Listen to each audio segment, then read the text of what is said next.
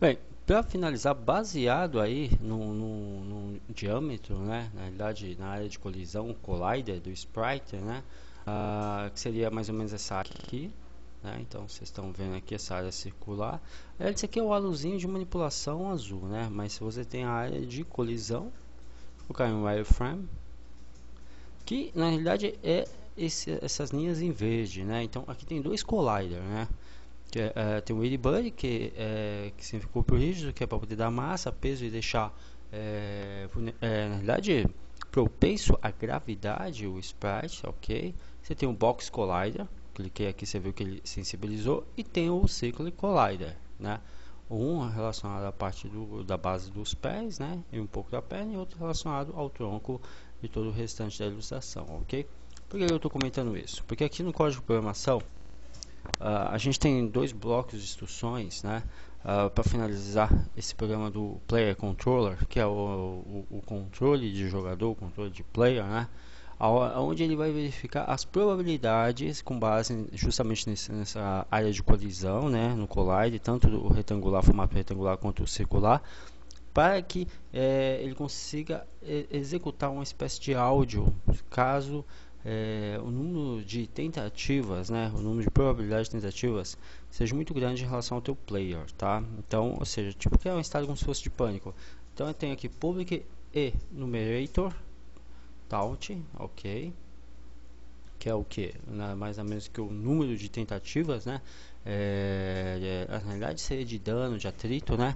E aí ele começa da seguinte forma: ele passa dois argumentos de 0 a 100, ou seja, do tipo float aqui, que possa ter ponto decimal, num raio, num diâmetro de forma randômica. Então ele pega do ponto marco 0 até a área 100, tá? Que seria a área de colisão, tá bom? Ou seja, ele está dizendo que ele está fazendo toda essa variação, essa validação propensa com relação à área de colisão, está atribuindo aqui a variável, né, declarada do tipo float, que é count chance, ou seja, o número de tentativas, e ele faz uma validação se o número de tentativas for maior do que as probabilidades que as mesmas possam acontecer. Se isso ocorrer, entendeu? Ele vai vir aqui ao wait for seconds, ele vai criar um estado de delay, um estado de espera, tá ok? Está declarando isso aqui.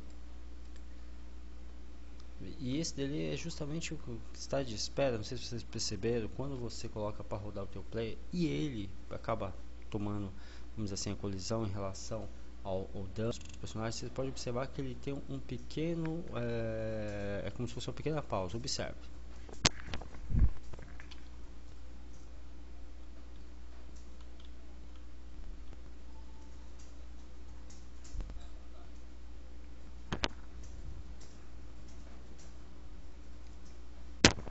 Você observou?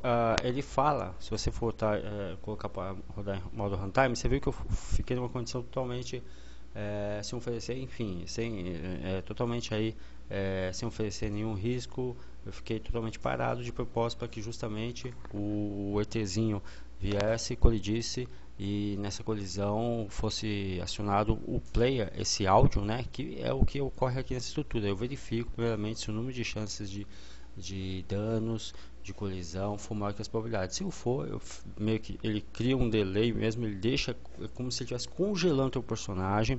Então você pode até observar que quando o ETzinho ele pega e te agride, você não consegue aí estar refutando, você não consegue estar aí manipulando o teu personagem, mas isso é para uma fração muito pequena de segundos, tá ok? É uma coisa assim de, na realidade, entre 0 e 1 segundo, ou seja, chega a ser até décimo de segundo, que é justamente para poder estar criando aquele estado de quem está sendo atacado. Então aí como você está sendo atacado, você não vai conseguir ainda se defender, somente depois que o ataque ocorrer, né? E aí esse estado de espera também pega e faz o seguinte, ó, ele verifica aqui se o seu player, se por acaso não existe áudio no player. Se não existe áudio no player, ele pega aqui e chama a rotina town handle e atribui a variável town index, tá ok?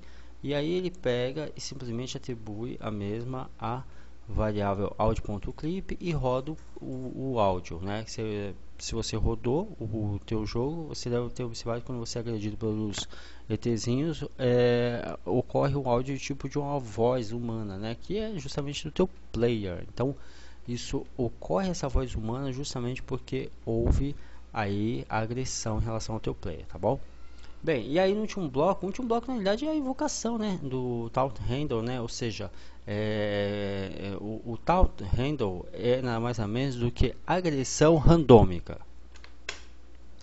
E essa agressão randômica, né, o taunt, que é a ideia de sarcasmo de quem está tirando sarro e tudo, etc, por parte dos ETzinhos, vai ocorrer e o som vai ser startado, tá ok?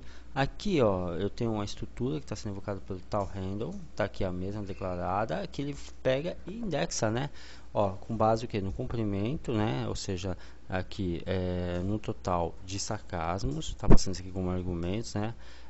A partir do ponto zero, do marco zero, no intervalo randômico, ele está pegando e atribuindo, ou seja, o número de sarcasmo à variável i, e verifica se i é igual ao total com base na matriz, né? Se o for, ele retorna aí nada mais nada menos do que a própria rotina, ou seja, você pode sim sofrer danos mais de uma vez, bem como o sarcasmo ocorrer mais de uma vez, ou ele pega e retorna apenas o valor da variável i. Isso aqui é apenas uma estrutura da qual ele simplesmente atribui aqui às vezes que você foi agredido, tá ok? Com o áudio, e aí ele computa. Então, na prática, essa estrutura aqui é invocada por essa, né? E aí ele pega e faz o que? Ele vai fazer uma espécie como se fosse de computador, atribuindo na realidade, né? Setando, computando, tá? Aqui, ó, tal handle e atribuindo tal index, tá ok? Só mesmo somando e verificando, ó, se o número de vezes que, por exemplo, no caso aqui, eu fui agredido, bater com o número de index, aí ele retorna, né? Para variável tal handle. Ou seja, eu estou chamando, é recursivo, né? É recursivo, eu estou chamando, invocando a mim mesmo para executar tudo de novo, ou eu apenas retorno com o total. Perfeito? Bem, na prática, vocês viram aqui como é que ele trabalha, como é que funciona, né? Aqui toda essa área verde que você está vendo é uma área de colisão, aqui é uma área de geradores de inimigos, né? E aí, o que a gente vai estar fazendo? Vamos estar vindo aqui na próxima aula e aplicando o nosso próprio player, né? O nosso próprio player, colocando a ele, associando a ele não só os controles de animação, bem como rotinas de programação, tá ok?